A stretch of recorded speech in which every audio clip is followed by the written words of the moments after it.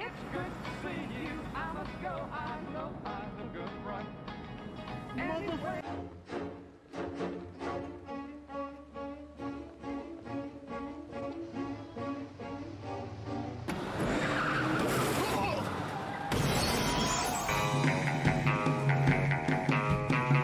You don't have to be a movie buff.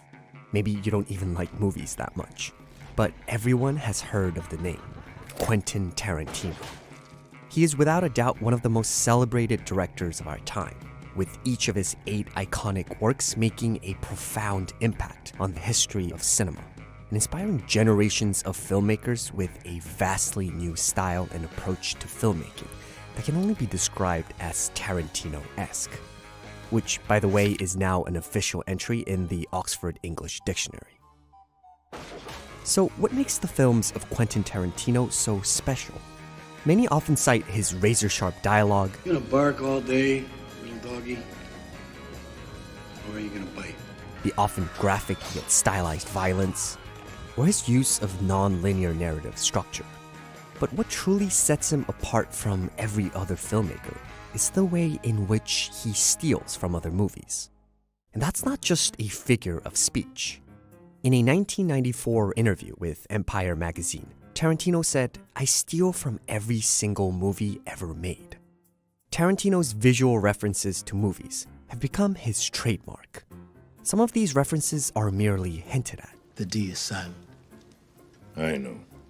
While others are almost identical replications.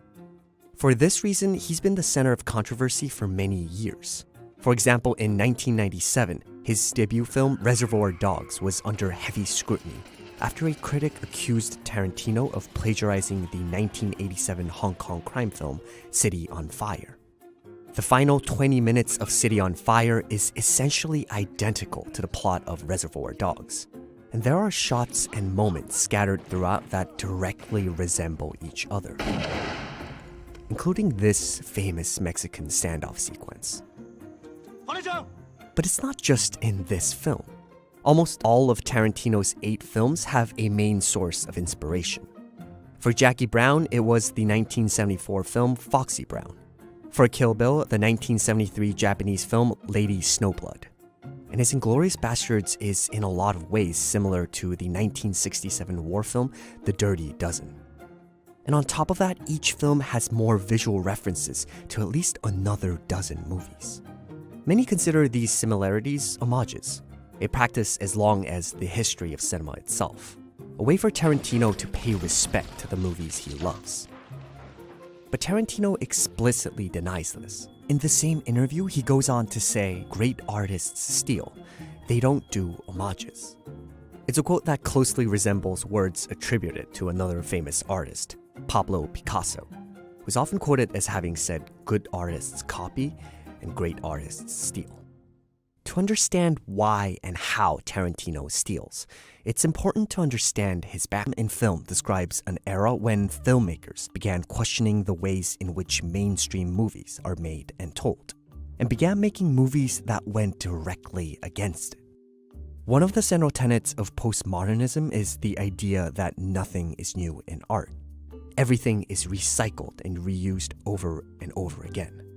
Reservoir Dogs might have stolen the Mexican standoff from City on Fire, but City on Fire also stole it from the 1966 film The Good, the Bad, and the Ugly.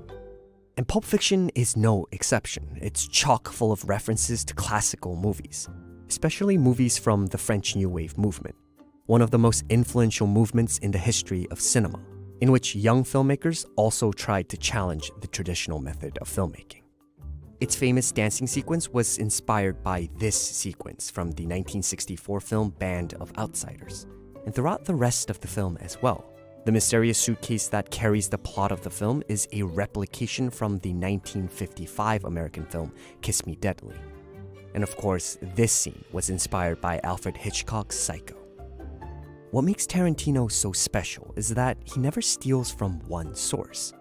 He rather steals from multiple sources spanning decades, and then stitches them together to create something new. It's a technique known as pastiche, a vital element in postmodernism. Most people are more familiar with this technique through another medium, music. especially in the hip-hop genre, where artists use sampling to take part of an existing song to create something new. Tarantino's pastiche works so well because of two reasons. One is his understanding of the subject he's stealing from. More often than not, homages in movies are a shallow and vain attempt at imitating an iconic moment, and they rarely serve a purpose. But Tarantino's references are often seamless and easy to miss because they enhance the scenes and the genre he experiments with. And if you take a look at Tarantino's career, each of his 8 films is a tribute to a specific genre and movement in cinema. Reservoir Dogs is a pastiche of the gritty Hong Kong crime films, and Pulp Fiction is based on the unconventional French New Wave movement.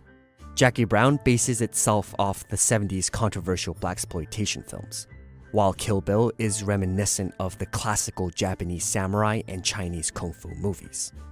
Death Proof pays tribute to low-budget exploitation movies, while Inglourious Basterds references World War II cinema.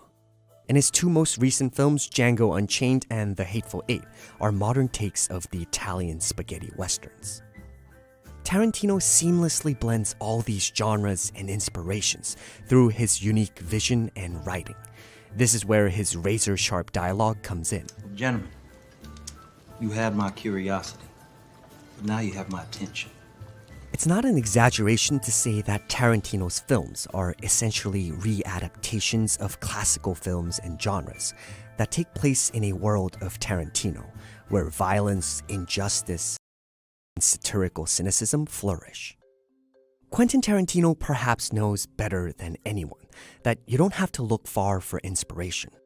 Most of the time, it might be somewhere close and familiar to us. My guess is that for Tarantino, it's in the aisles of VHS tapes that he grew up watching as a child. Tarantino proudly plays the role of a masterful thief of cinema. And as long as he continues to make a masterpiece out of them, it's the kind of thievery I'd be more than happy to accept. You know something, you rich? I think this just might be my masterpiece.